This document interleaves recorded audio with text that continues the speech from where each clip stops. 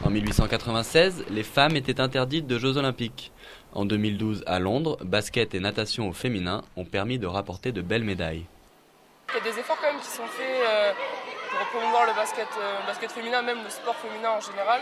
Mais il faut vraiment que les filles aient des superbes résultats. Cependant, il reste du chemin à parcourir.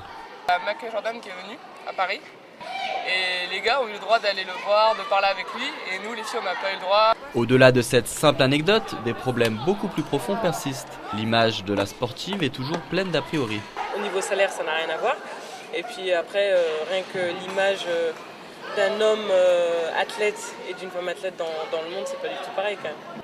Malgré tout, une amélioration se fait sentir depuis quelques années. Les bons résultats des sportives françaises contribuent à cette bonne image. Ça fait quelques temps quand même que je suis dans le circuit. C'est vrai qu'il y a une évolution qui est plutôt favorable au niveau féminin.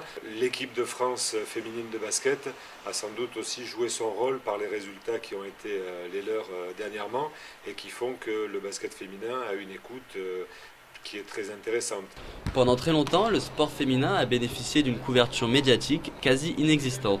Les temps ont changé. En 2011, la Coupe du monde féminine de football a révélé ce sport au grand public. Les compétitions internationales de handball sont retransmises depuis quelques années et même les matchs internationaux de rugby féminin sont diffusés par le service public.